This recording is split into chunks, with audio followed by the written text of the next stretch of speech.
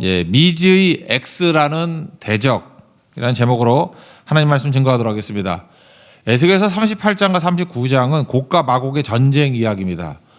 이거 뭐 생소하고 읽어봐도 잘 모르는 얘기입니다. 그래서 좀 이상하다라고 하는 생각을 갖습니다. 한번 생각을 해보십시오.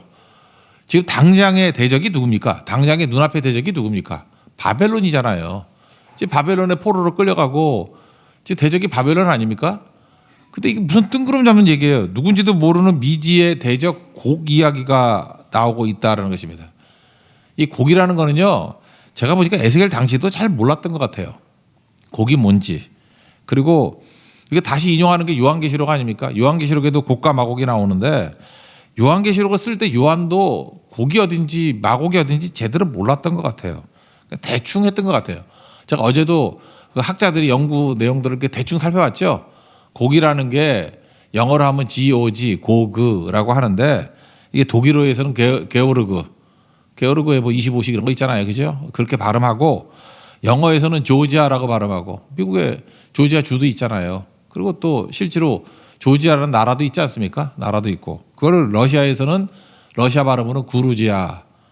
자기들은 구루지아라고 부르지 말고 조지아라고 불러달라 그러죠. 요즘 조지아라고 부르더라고요. 로스에서 나온 게 루스니까 이거 요즘에 뭐 푸틴 때문에 우크라이나 전쟁 때문에 많이 알려지지 않았습니까? 루스족들이 그 뿌리를 뒀다 그러는 나라가 세 나라가 있다고. 우크라이나, 러시아, 그 다음에 벨라루스. 루스잖아요. 이게 흰색 루스란 뜻이거든요. 백러시아 옛날 같으면. 뿌리가 같다. 그래서 우리는 나눠질 수 없다. 그러는 푸틴의 주장도 있고, 아니다. 우리는 독립하겠다. 뭔 소리냐. 따로따로다. 뭐 이런 생각도 있고. 어떻게 계속해서 이 곡과 마곡에 해당되는 얘기들이 쭉 나오고 있다라는 것입니다. 이 이름들을 보니까 느낌이 와요. 창세기 10장 2절에 보니까 그 노아의 세 아들 가운데 야벳의 후손들 이름이 거기서 반복되어 나오거든요. 거기에 뭐 로스도 나오고 메색도 나오고 두발도 나오고, 그러니까 무슨 백인들 이야기다. 요 정도 느낌이 온다고요. 그러니까 서양 애들은 이거 느낌으로 알아요. 이게 자기들 얘기라는 거. 우리도 그렇지 않습니까? 이걸 좀 비슷하게 얘기한다 그러면, 여러분 우리나라의 뿌리가 되는 나라쯤 되는 게 부여거든요. 부여라는 나라를 아십니까? 알기 뭘 알아요, 부여를. 부여 잘 모르죠. 부여 왕자가 도망쳐가지고 고주몽이 그 부여 출신 아니에요. 그래서 고구려 만들었다 뭐 그 정도. 그다음에 소선어가 뭐 아들놈 두 놈 데리고 내려와서 백제 만든 거 아니에요? 하나가 온조고 하나가 비류고. 인천 사람분들 뭐 비류 백제 거기 있었다며? 잘 모르세요? 예, 그런 얘기들. 그리고 그 백제의 수도가 부여잖아요, 옛날에. 부여. 그러니까 뭔가 이게 부여하고 연관성이 있구나. 그리고 백제 왕족의 이름이 부여시예요. 옛날에 드라마 할 때 그 근초고왕 할 때도 그 근초고왕이 부여구잖아. 부여구. 그죠? 원래 그 진서예 같은 데 보면 여구라고 나오는데 여라는 게 부여의 구란 뜻이겠죠. 그죠? 부여구. 그렇게 부여라고 쓰잖아요. 그래서 우리는 부여 그러면 아하 막연하게 부여라는 나라에서 뭐 뿌리가 내려온 게 부여, 고구려, 백제 이게 같은 라인이구나 뭐 요 정도 알죠. 그 부여 그러면 지금도 부여 가면 있고, 부여 그러면 뭐 얼마 전에 그 쿠팡에서 나온 그 뭐 드라마 있었잖아요. 소년시대. 거기 부여 농구 아니야? 벌써 우리도 영향을 받잖아요. 그러면 뭔지 모르지만 부여 그러면 막연하게 우리 한국하고 연관이 있다라고 느끼죠. 그 정도 느낌이 되는 게 곡과 마곡이라고. 곡과 마곡 그러면 뭔가 러시아 쪽하고 연관이 있는 것 같고, 백인들하고 코카서스 산맥하고 연관이 있는 것 같고, 뭐 그런 정도의 이미지예요. 그리고 서양 애들한테 물어봐도 잘 몰라요. 당장의 대적이 바벨론인데 왜 곡이라는 이름이 들고 나와가지고 이 난리를 치냐고, 이해도 못하게. 저는 그걸 이렇게 생각을 합니다. 과거의 대적이 아수르였죠. 지금 대적은 바벨론이죠. 이후의 대적이 또 있겠죠. 수학에서 말하는 미지수 X예요. X. 그게 곡이라고. 그러니까 우리 찬양 부르잖아요. 그 어떤 문제도. 그 어떤 문제가 X라고. 함수예요. 함수. 어떤 X라고 뭘 갖다 때려 넣다 할지라도 그 해답은 예수인 거와 마찬가지로 1절에 나오잖아요. 그 어떤 대적이 있다 할지라도 그 1절 보세요. 39절 1절 뒷부분에 내가 너를 대적하여 그랬죠. 그러니까 곡이라는 거 자체가 뭐예요? 모든 대적 중에 하나. 그러니까 모든 대적이라는 뜻이에요. 모든 대적. 하나님께서 어떤 대적이 온다 할지라도 내가 너를 대적할 것이다. 너와 싸워 이길 것이다. 그러니까 우리 하나님 백성들은 걱정할 필요가 없다. 그런 거겠죠. 그래서 이제부터 이 곡이 나올 때마다, 마곡이 나올 때마다 이게 뭔지 잠깐 따지지 말고 그냥 그 어떤 문제도 그걸로 생각하십시오. 그냥 미지수 X라는 대적. 그죠? 어떤 대적도 이길 수 있다. 왜? 배후에는 마귀가 있으니까 똑같다라는 것입니다. 그렇게 이해하면 이해할 수 있겠죠. 저는 어렵지 않다고 생각을 합니다. 이거 배경이 되는 건 한 가지만 살폈으면 좋겠는데, 이 에스겔서 39장 이야기가 이제 요한계시록 19장에 나오거든요. 그 20장에서 그 하나님의 그 천국 이루어지기 전, 천년왕국 이루어지기 전에 마지막에 혼인잔치가 있죠. 어린 양의 혼인잔치. 혼인잔치가 있고 또 하나의 잔치가 있어요. 그게 제가 이름 붙이기로 그냥 새들의 잔치예요.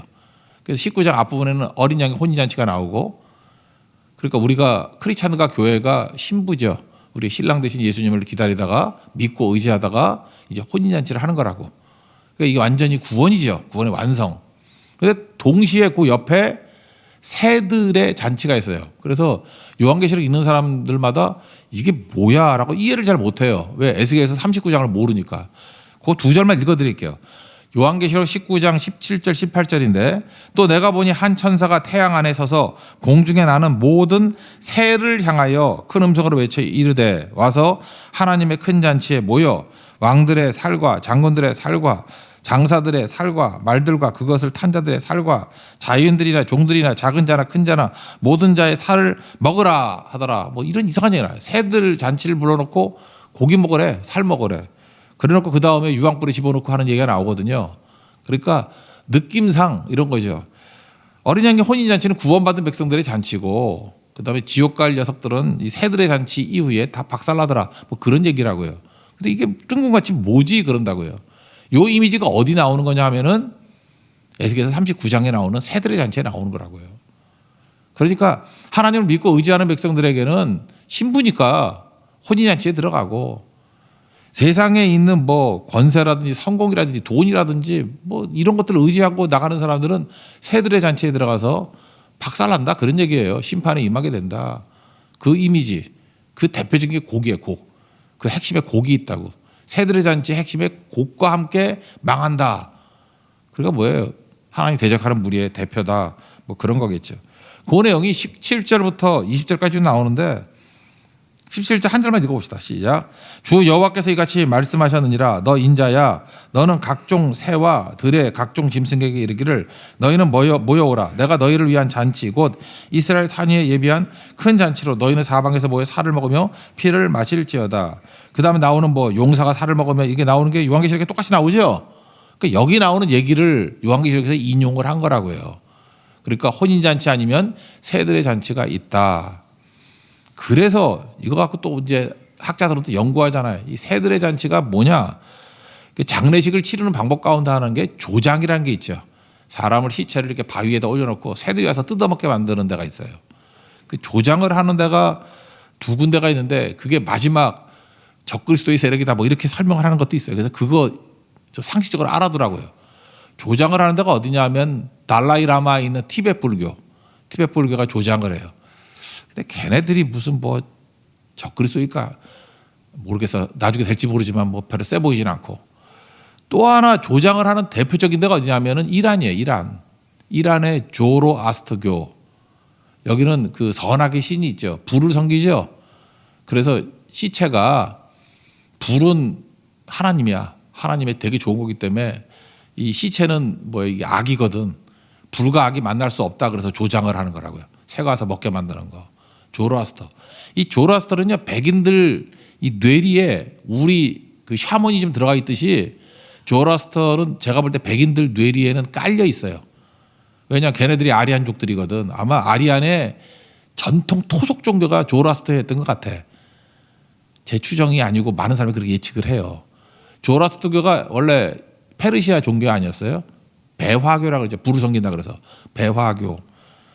그거 니체의 책 가운데 자라투스트라는 이렇게 말했다라고 하는 책이 있죠. 자라인지 차라트라투스. 뭐 발음에 따라 틀려요. 뭐 자라투라투스, 차라투라투스 이렇게 말했다. 조로아스터의 독일어 발음이에요. 그러니까 영어로 하면 조로아스터는 이렇게 말했다예요. 조로아스터를 독일어 발음하면 차라투라투스는 이렇게 말했다. 그런 거라고요. 그러니까 이 백인들 배경에는 이 뿌리가 있어요. 거기서 뭔가 있다라고 하는 뭔가 이렇게 베이스에 깔려 있어요. 이슬람이 이란 들어갔죠. 그래서 조라스터교가 지금 믿는 사람이 별로 없어요. 그래서 조라스터교를 믿는 사람이 상간에 좀 남아 있대. 뭐 한 1, 2%. 그리고 다 이슬람이에요. 근데 그 사람들이 자기 본토에서 자기 고국에서 핍박을 받으니까 인도로 도망을 쳤어요. 그래서 인도로 도망친 사람들을 뭐라 그러냐? 페르시아에서 왔다 그래서 파르시라고 불러요. 파르시. 그래서 인도에 가면 파르시가 되게 많아요. 인도의 유태인들이에요. 인도 가서 조금 똘똘한 사람들 만나면 다 파르시야. 유태인하고 똑같이 인도를 경제를 다 장악하고 있어요. 인도가 부자라 그러는데 잘 보면 다 파르시들이에요. 뿌리가 이란에서 온 사람들이에요. 페르시아에서 온 사람. 그래서 파르시거든요. 근데 그들이 이슬람 믿는 사람 아니에요. 조로아스터 믿는 사람이에요. 지금도 죽으면 조장하고 그래요. 부자들 엄청 많아요. 제가 얼핏 봤더니 인도의 100대 부자 중에 뭐 40명이가 파르시라 그러고 꼭 유태인 얘기하는 거하고 비슷하다고. 대표적인 게 인디라 간디라는 그 여자 수상이 있었죠. 그 네루 딸. 그 남편이 파르시예요. 파르시. 파르시 중에 대표적인 뭐 사업가 얘기해봐야 모를 것 같고. 아, 락밴드 퀸. 뭐 작년인가 재작년인가 뭐 영화도 나왔죠. 보헤미안 랩소디. 프레디 머큐리가 파르시예요. 그러니까 인도 사람인데 물론 뭐 영국으로 살았지만 인도 사람인데 뿌리가 페르시아예요. 그 조상들이 다 조라스터교 믿는 사람들이라고. 그래서 그 특별히 그 미국의 동부 쪽에 있는 저널리스트들은 그 프레디 머큐리가 이렇게 막 붐을 일으키고 막 그러니까 곡의 발흥이다 이런 제가 기사를 본 적이 있어요. 곡, 그죠? 곡이잖아요, 뿌리가. 뭐 그런 얘기를 한다는 것입니다. 그러니까 이 배경에서 지금 뭘 얘기를 하는 거냐면 두 가지를 대비하고 있어요. 세상의 인기, 세상의 성공, 세상의 똑똑함, 세상의 우상숭배 따르는 자들, 그들은 새들의 잔치를 한다는 거예요. 잘 나가는 것 같이 보이고 그 대표적인 게 미지의 X, 그게 곡이에요, 곡. 그래서 망한다는 거예요. 반면에 연약하고 부족해 보이지만 신랑 대신 예수님 바라보고 고난 가운데 통과한 백성들은 어린 양의 혼인잔치를 한다. 그러니까 역사의 마지막에 달라지는 거 아니냐. 그 얘기가 마지막 결론이에요. 그러니까 요한계시록 19장에 나오는 혼인잔치에 참여하기를 원합니다. 그럴 때 믿음이죠. 예수님에 대한 믿음. 여기 39장도 마찬가지입니다. 최후 승리하기 위해서 이런 새들의 잔치가 아니라 진짜 구원의 잔치로 들어가기 위해서 필요한 것은 하나님에 대한 믿음. 하나님의 아들에 대한 믿음. 오직 예수밖에 없다. 그 전제를 가졌으면 좋겠습니다. 그러면 적용인데 그 뒷부분에 이제 나오는 얘기들이거든요. 영적 부자가 된다는 게 뭐냐는 거예요. 독립이에요, 독립. 하나님께서 우리에게 한 사람 한 사람 독립. 저는 독립이라는 단어가 더 좋은 것 같아요. 원래는 성경에서는 종 노릇에서 자유롭게 된다는 얘기거든요. 자유라 그러니까 뭐 잘 이해를 못하는 것 같아요. 독립하는 거예요. 독립하는 게 자유죠. 종 노릇에서 독립하는 게 그걸 자유라 그러잖아요. 그러니까 성경에서 자유라는 표현인데 독립이라고 생각을 합시다. 어떤 사람이 이런 얘기를 하더라고요. 부자가 일반적인 돈으로 말하는 부자예요.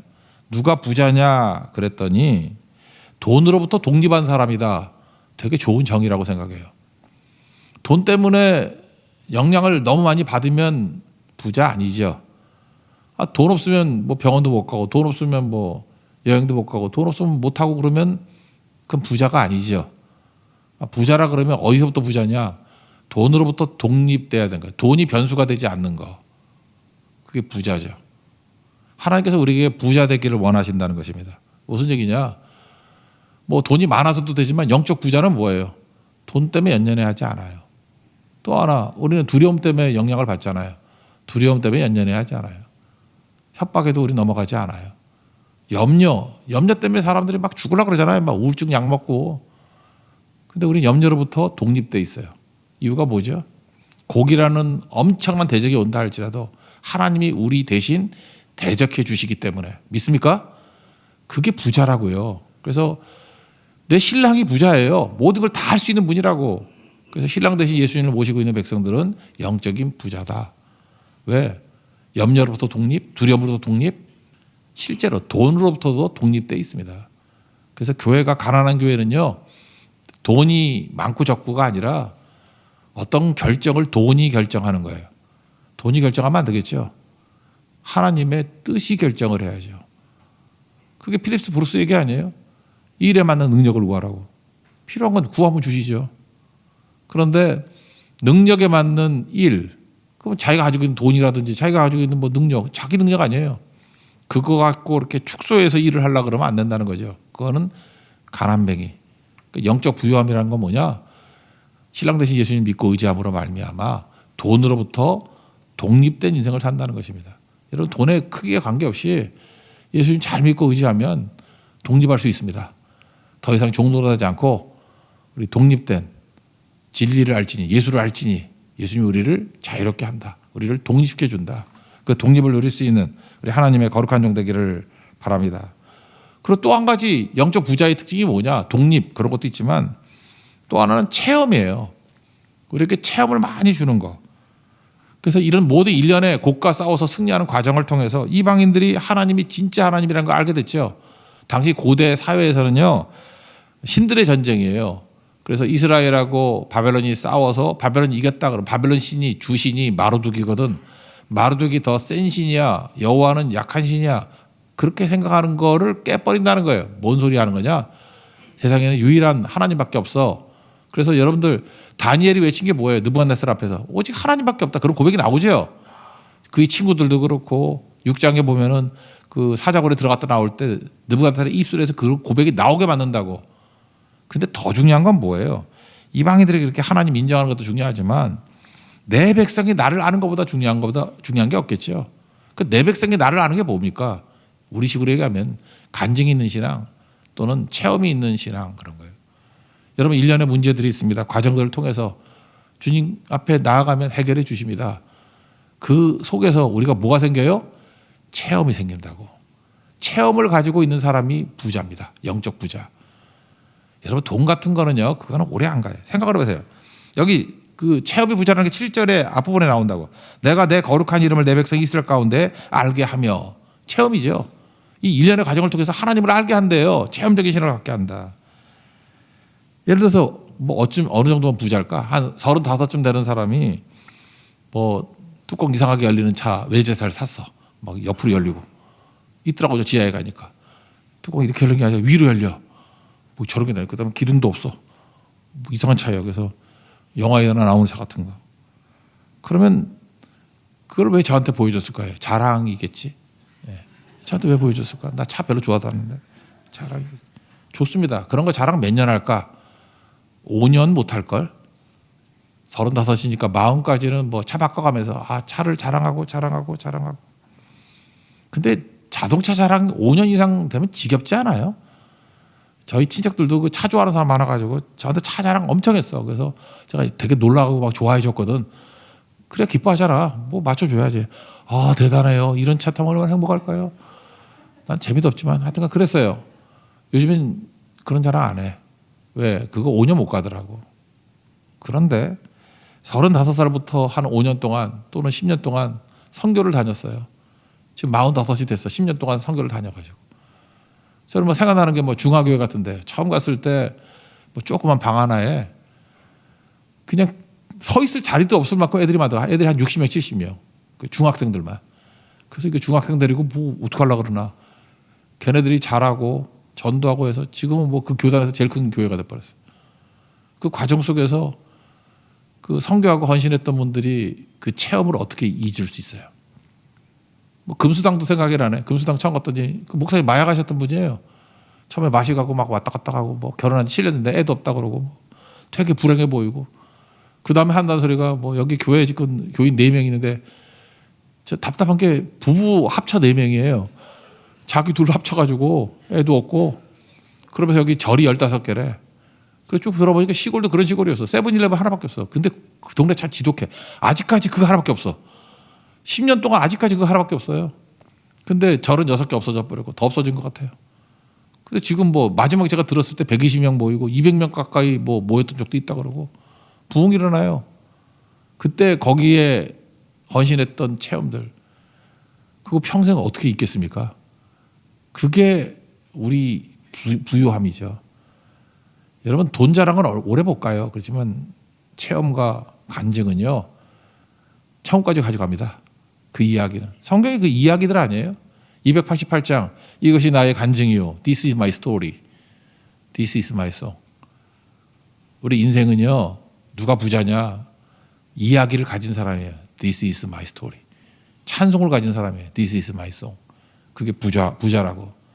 우리 미우라 아야코 얘기했죠. 그 뭐 37살에 결혼해가지고 맨날 뭐 아파가지고 척추염 그 결핵이 뭐 제가 만나봤던 중에 결핵균이 참 무섭더라고.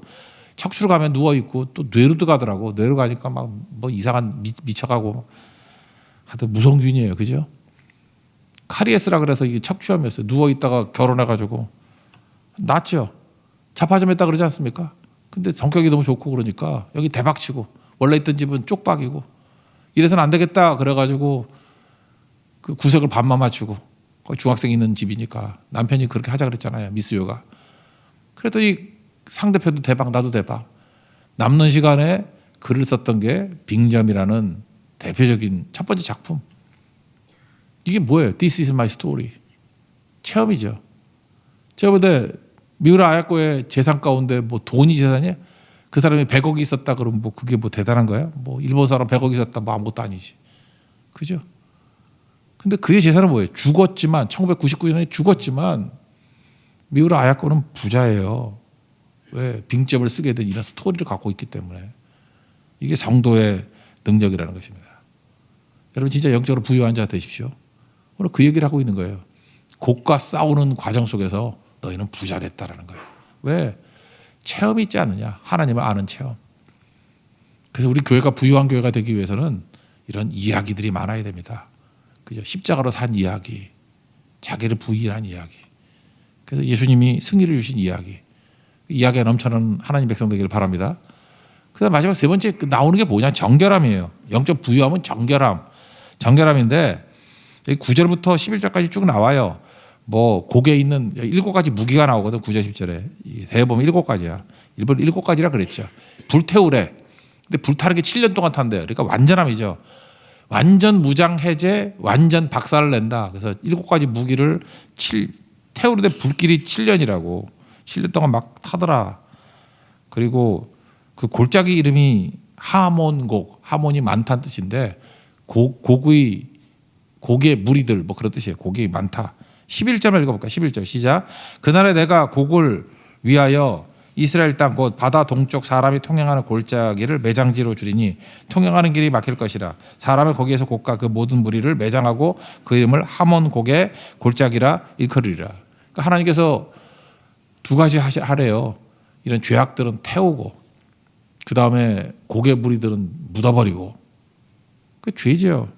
그러니까 정결하게 해주신다 그런 거예요. 정결하게 하는 과정을 이렇게 쭉 설명하고 있습니다. 우리도 마찬가지지만 영적으로 부유함을 갖기 위해서 능력은 하나님께 다 있죠. 우리가 해야 될 일이 뭐예요?